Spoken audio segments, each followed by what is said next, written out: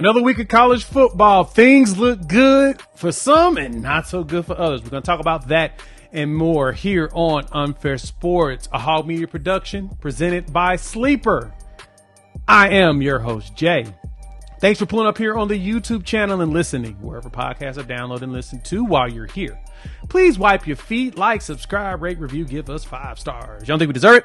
Go and give us 5 anyway and gift it. So on today's episode of Unfair Sports, we're going to dive right into the meat and potatoes. Week 3 college football roundup.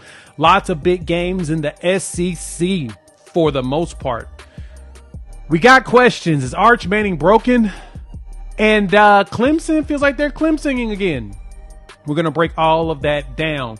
So you can also hit us up on the Unfair fan line, 430-901-1906, and let us know what you think of the show. You can give us your strongest opinions, and they may end up on one of the episodes later on this week. So hit us up, 430-901-1906. What is good, my people? What is good, my people? Hey, it's been a couple of good weeks. I told y'all this is how we're going to try to get things going.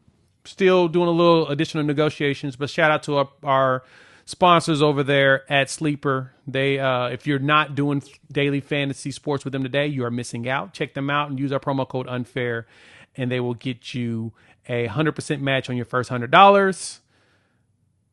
Good stuff. But no, I wanted to talk here about college football, and for me, I didn't drop something last week. I was trying to get my thoughts together, and I kept coming back to the same thing to talk about. So I waited and decided that I wanted to make sure I had some good content to provide you all to talk through this, especially because week 3 of college football was full of a lot of elite matchups. You had Georgia, Tennessee, pseudo rivalry, always good stuff. Florida, LSU, feels like Florida always gives LSU problems, and it's always a fun one to watch.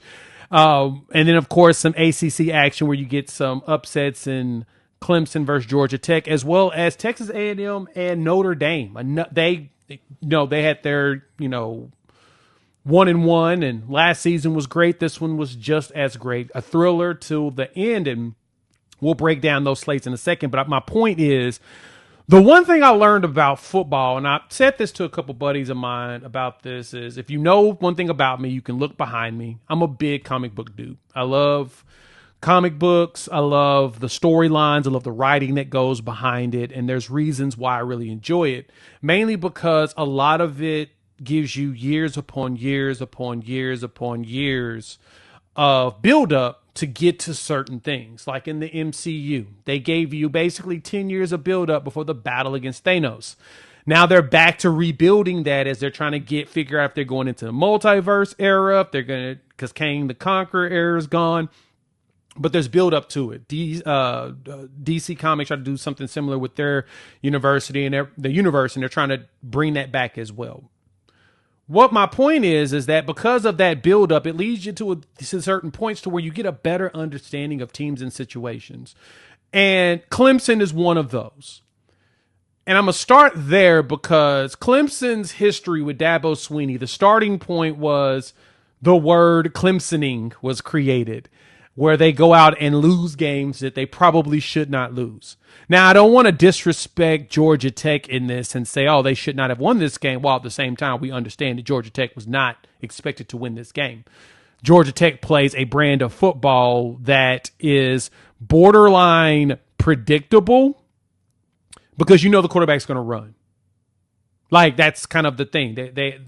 Georgia Tech has struggled with getting players in their program, which is why a lot of the times they run the triple option offense, because it's really hard to get a lot of dudes to get just qualified into Georgia Tech. It's a very competitive school.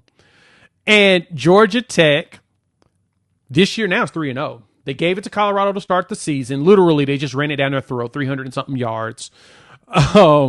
Then they go, what's this? Game number 2, Garner Webb, whatever, 59-12. They just beat the crap out of them. But the Clemson game was supposed to be a big one. It was supposed to be the one where this was the challenge for Georgia Tech to show us that they're going to be legitimate this year. And Clemson was going to bounce back from, having a lackluster week 1 against LSU, in which they're bringing back some of the most production in college football. Some people say that statistic is overused, and I think the context behind it is critical. But I got why so many teams, well, so many fans and media members leverage that with Clemson, because not only did Clemson bring back a substantial amount of production, in which those production ratings do include transfers, they're all their own dudes. So Clemson wins the ACC last year, so you would expect, oh yeah, they're going to come back, same dudes, stronger. They've got guys on the defensive line that are expected to be top picks in the NFL draft. So they've got the horses to win games. But they not doing it right now. They not giving us that. The LSU game was a testament. LSU brought in a lot of transfers. And even the guys at LSU were talking about, yeah, I don't expect us to win this game because we still need dudes to mesh, but I expect this team still to be good long term. And I said the same thing. I thought LSU was going to lose that game, but I think that was going to have a run through the rest of the season as they gelled.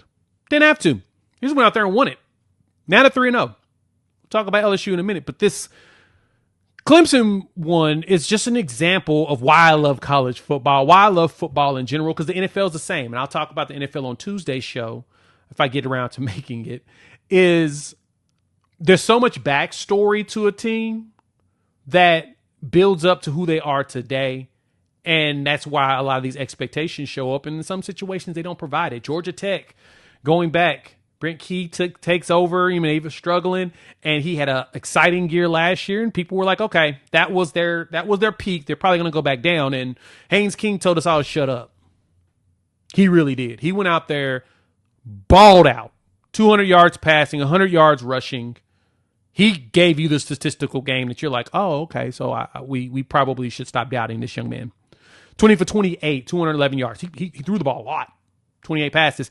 25 carries for 103 yards. And I find this funny because this has literally been Haynes King's game. This has been his ethos, especially since he's been at Tech. Like, this is how he plays ball. He runs the ball a lot since he got there. Like, his third season at Texas A&M, he threw 187 passes. And I think he dealt with, of course, some injuries in that season. He had 29 carries for 83 yards. So he wasn't really running the ball. That wasn't his game there. All of a sudden, he gets to Georgia Tech and he runs the ball 100 times in a season. 2 years in a row. Granted, this is his 6th season in college football, but he's going to easily pass 100 rushing carries this season at Georgia Tech. That's his game. So like I said, when you go back and look at the history of it and follow it down, it's like, oh man, Georgia Tech really does get dudes that they think they can run, and then they make them runners. That's legitimately what it is. Yeah. Haynes King's running quarterback, and he was out there balling. Like balling. But Clemson, are they down? I mean, they're not out of the ACC talk at all, like by any means. I mean, they've only got one conference loss. They got Q's. The North Carolina game in 2 weeks is going to be intriguing. That's the one that I'm really worried about. Actually, in 3 weeks, they could be on October 4th after a bye. They travel to North Carolina. That one's going to be interesting because of the Bill Belichick effect. We'll talk about Bill Belichick another time.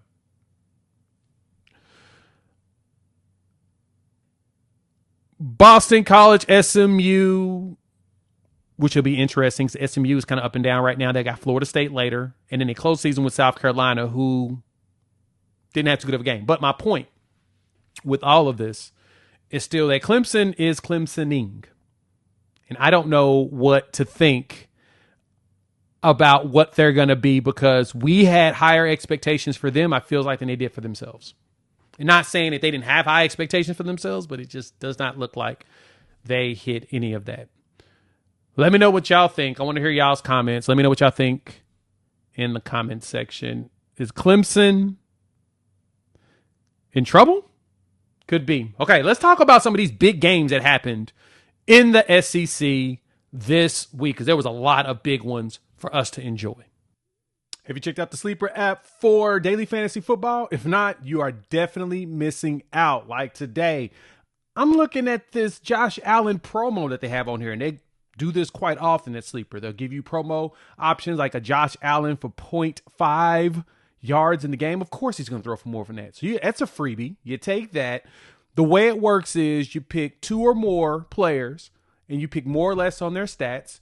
We're going to come in here and we're going to look at some of the top picks from the NFL. Ooh, CeeDee Lamb, Boomer Sooner, 80. Let's go ahead and go more on the 80. I think he's going to get some yards in this game. Finally, we're going to take Trevor Etienne going less on the rushing yards because it's Jacksonville. But you pick that more or less, and then if these win, you can win up to 1,000 times your money. So you can turn that football knowledge into dollar signs and paydays, baby. So check them out. Use our promo code UNFAIR, and you'll get a 100% match up to $100 on your first deposit at Sleeper. So download the app, use our promo code, and go win yourself some money. Terms and conditions apply. See Sleeper's terms of use for details. SEC ball had us some action. So I'll open with the ACC. I know I should have started with SEC slate with all the good stuff, but I wanted to talk about that Clemsoning thing because that kind of led back to, like I said, the conversation about in my brain about how I was going to put this product out. Because for me, I didn't really talk NFL week 1 because it's like I'm like a kid in a candy store. I don't know what to do. And I'm just jumping around from game to game, just trying to figure things out. But then I have to go in and research the backstories to understand what's going on. SEC ball, week 3, now we're starting to get an idea of who's who and what's what. Georgia reminded us that they're Georgia, and Tennessee reminded us that they're Tennessee. For those that know, I have a soft spot for Tennessee. I've always had it as a kid. That's one of the teams that I've always rooted for, especially in the SEC. But now that my Oklahoma Sooners are in the SEC, Tennessee has to drop to number 2, which is okay. Still got love for them. And Josh Heupel was out there balling. Like not physically on the field, but his team was putting it together on the opposite side of the ball against a Kirby Smart defense that we did not think was going to be able to do that. Like Tennessee, the game, they lost 44-41, and it was a testament of college football kickers. Goes back to what I told you. When you go look at the history of stuff, there's always something, right? You know, it's just you get to follow the timeline and see how things build up into the end result. Last time Tennessee beat them was Josh Dobbs' Hail Mary pass, roughly 10 years ago? Almost. And Georgia went out there, and it was just a fun game in general. Like, all the way across. It was fun to watch. I'm sitting there watching this game like, oh, man, Tennessee jumps out like they always do every single year. You ask my guy Eric Kane over there, Locked On Vols, he'll tell you Tennessee always jumps out big on Georgia. They always jump out big. They start off strong, and then it just kind of falls apart when Tennessee has teams that are really good. They started off strong, 21-7, and I'm watching this game like, oh, Tennessee, Joey Aguilar, him and Chris Brazzell out there just balling. Like, he was throwing like up in the air. The 72-yard touchdown was amazing. Like it was just concentration. Then he got a 14-yarder. Then he goes for a 56-yarder. Like, you saw the concentration in that, and it was just like, oh, this is going to be a fun game. Give me more. Then it went back to what typically happens. Well, I think what was most fascinating about this game is how it was the back and forth. Tennessee let Georgia come back, take the lead. Then Tennessee goes out there and scores another big play. Georgia goes out there and gets the lead. Then Tennessee turns back around and gets a big score. Then they get a field goal. And 6 minutes left in the game, you're up 38-30, and you think it should be done. Then Tennessee's defense just starts giving up a whole bunch of open passes. Gunnar Stockton showed us that, no, I'm leading this thing. And he goes out there, leads them on a nice drive, 9 plays, 75 yards, hit London Humphreys for that touchdown, and you're like, oh. And then Tennessee let them get a 2-point conversion. That was why I was like, no. You stop 2 conversions, good. But then Tennessee goes out there, drives to the end of the game, and you're like, all right, they're just going up the field. And it felt like they were going for a field goal to win the game. And I was thinking the entire time I'm sitting on the couch of, don't do that. Don't try to win this game with a field goal. Please don't do it. Please don't. Please don't. Please don't. Please don't go for a field. And they did it. They ended the game with a field goal. And they missed it. And then when it went to overtime, they were forced to kick a field goal. A 42-yarder to be exact. That's not good. 4 plays, 1 yard. And you end up still having to kick a field goal. I was like, dang, this game's over. Because Georgia went out there and scored. Didn't take long. It was like 1 play. Got them like right there into the inside the 5.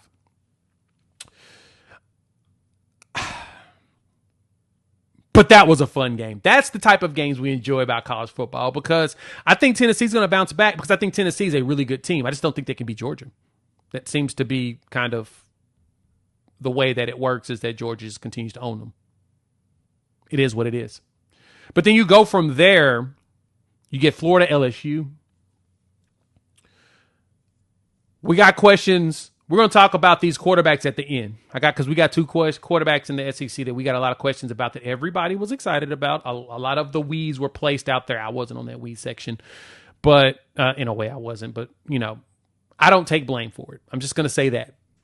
We'll talk about LSU, Florida at the end of this segment. But that Notre Dame, Texas A&M game was elite. Marcel Reed drives. Like, I was wondering if they were going to go ahead and just like lose this game because of the way that they were playing. I was like, man, they ain't going to do this right. This ain't going to work out. It worked out. It really did. I was impressed with the way that Marcel Reed played. I was impressed at how he had the composure to get them down there. There were some questionable stuffs in there. But 17 for 37. I mean, of course, under 50%, but he threw for 360 yards, 2 touchdowns. Like, the wide receiver room at Texas A&M is absurd. Craver in that catch, the spin around and just dip. Absurd. Absurd. Absurd. Just that good. Notre Dame, now 0-2, they don't have a chance of getting into the playoffs, do they? I mean, even at 10-2, do they even get it at large? Like, when I look at the schedule, who they have left, they play Purdue, which they should throttle. At Arkansas, that to me is probably the game. Because Arkansas put up a really good fight against Ole Miss. Really good fight. USC, Boise State, who's not very good. NC State, USC, very interesting game. Navy, Pitt's disappointed us with the West Virginia loss. Syracuse, no one cares about them. They're running wind sprints still after that game. And then you wrap things up with Stanford, at Stanford. Am I supposed to believe in Notre Dame? Because I don't.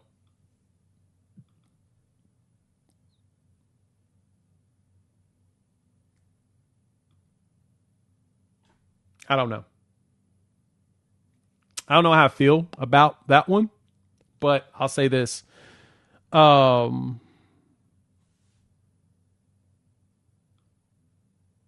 not sold on Notre Dame being anything this season. And I think we probably should go ahead and just walk away. We should. We should be done with them. It's no shade against them, but at the same time, Notre Dame ain't gave y'all nothing that y'all wanted. Like, at all. This season. I think they'll be finished the year strong. I think they'll have at least 9 wins. They should. I think the team is still overall good, but they needed those 2 wins. They needed the Miami win. They need Texas A&M win to get themselves into the playoffs. I don't know how they're going to backdoor their way in, but there's always a possibility. But speaking of Arkansas, how fun was that Arkansas game against Ole Miss? They were going back and forth, and I got to give it to Ole Miss. Shout out to them. It's 41-35. I thought Arkansas was going to drive at the end. Taylon Green is considered the media darling right now. But the fact that Ole Miss got not 1 but 2 quarterbacks that can go out there and launch passes, what the heck? That's still crazy to me that they have that. Speaking of quarterbacks, we got 2 quarterbacks we got questions about. Let's talk about that next here on Unfair Sports.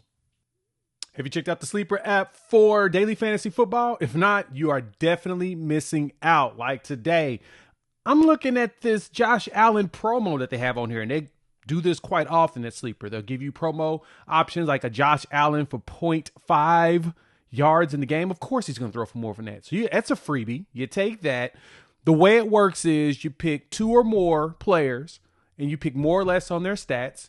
We're going to come in here and we're going to look at some of the top picks in the NFL. Ooh, CeeDee Lamb, Boomer Sooner, 80. Let's go ahead.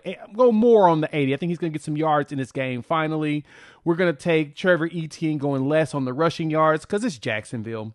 But you pick that more or less, and then if these win, you can win up to 1,000 times your money. So you can turn that football knowledge into dollar signs and paydays, baby. So check them out. Use our promo code UNFAIR, and you'll get a 100% match up to $100 on your first deposit at Sleeper. So download the app, use our promo code, and go win yourself some money. Terms and conditions apply. See Sleeper's terms of use for details. Let's wrap this bad boy up. Put a bow on it. Thank you for pulling up. Hit the like button if you're new to the channel. Subscribe. We'll get consistent on this. I promise you. One day we will. One day. Is Arch Manning broken? I'm truly curious.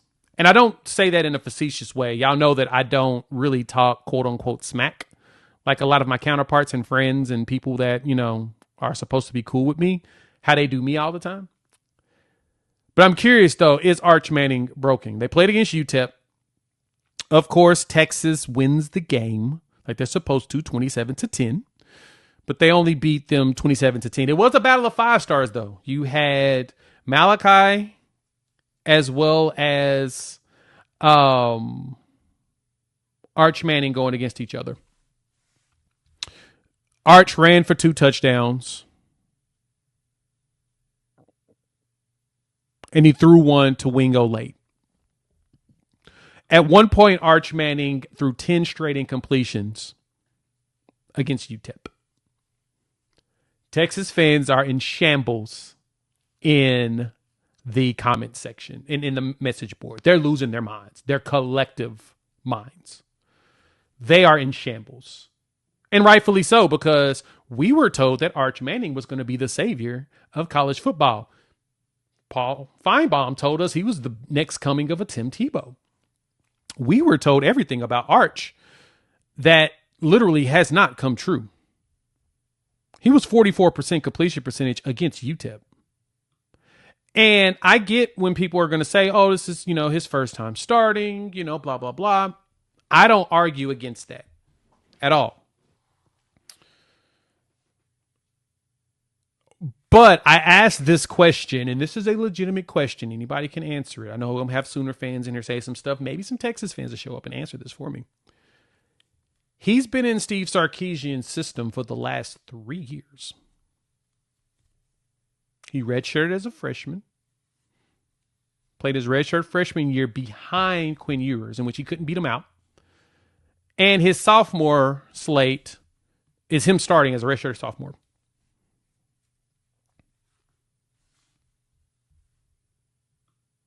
And he looks worse than he did last year. Is Arch Manning broken? We asked that same question about who? DJ Lagway.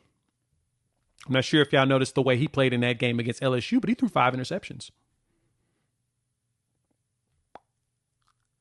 I, in no way, shape, or form, thought that was going to happen. And I was one of those people that thought that when I saw DJ Lagway as a human being, I was like, oh my goodness, he's a ginormous human. He's going to be fun to watch. And he looked like cheeks, I tell you. Cheeks! He did not look good whatsoever in that game. Florida's defense did everything possible to keep LSU from being able to dominate that game. They were forcing punt after punt after punt. Dog, like, I'm looking at this box score right now for this reason, because I want to tell y'all LSU punted the ball 7 flipping times and Florida only punted it 5. But they also threw 5 interceptions, so that gives you 10. 10 giveaways, 10 givebacks.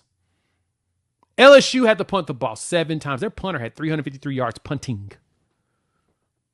Nussmeier, 220 yards passing. Caden Durham had a solid game, 15 carries, 93 yards, 6 yards a carry, roughly. Not bad.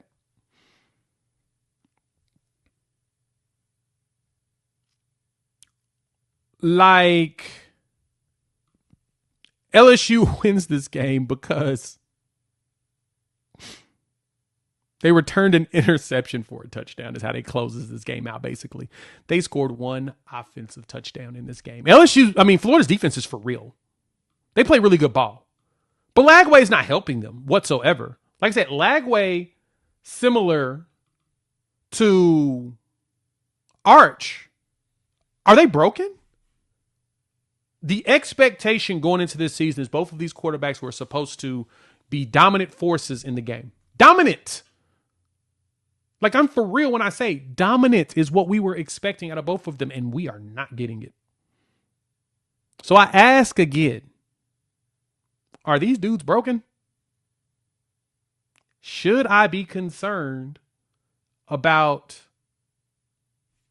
Arch and Lagway?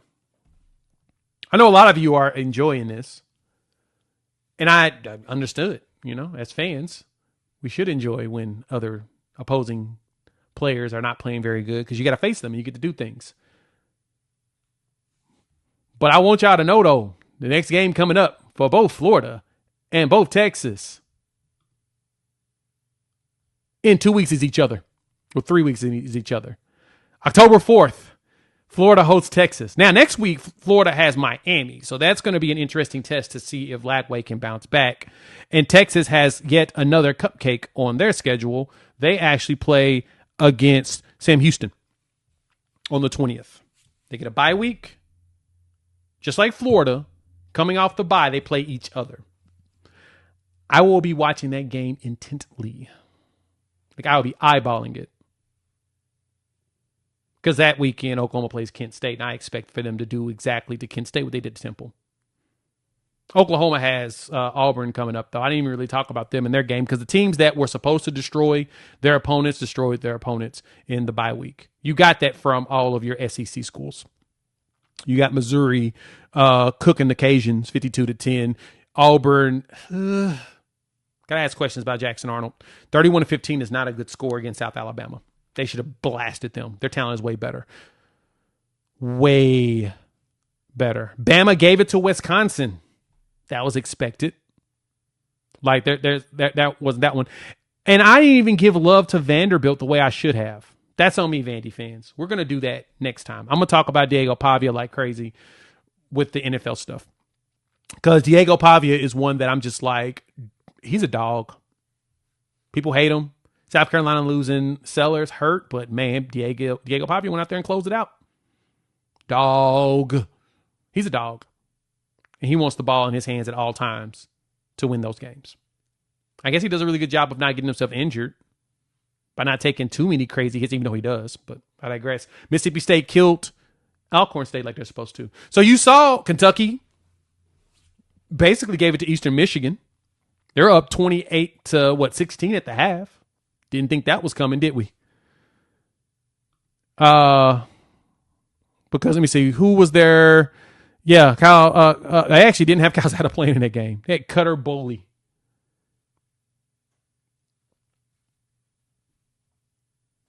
Right. I don't even know what to think about Kentucky as far as a team goes. He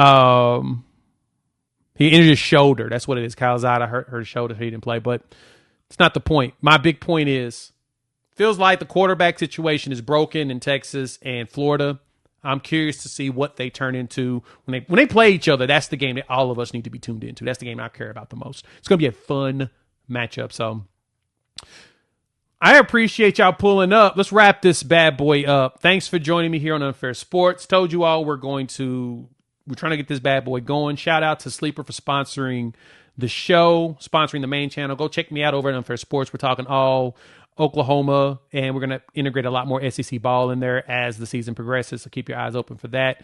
We definitely want you all to tune in and join the family. Hit the like, subscribe, bell notification, and share with a friend. If you like it, call the hotline 430-901-1906. It's in the description as well. Call us and let us know what you think. If you like it, if you hate it, I want to hear both. I just want to understand what format makes sense, what you guys like. I know some of y'all actually like my voice, so we're going to do that. We'll chop it up with each and every single one of y'all in a couple of days. Shout out to Sleeper. If you're not using it for daily fantasy football, you are missing out. Go and check them out. Use our promo code UNFAIR for a 100% match on your first $100 deposit. Terms and conditions apply. See Sleeper's terms of use and details, and we'll chop it up soon. Peace.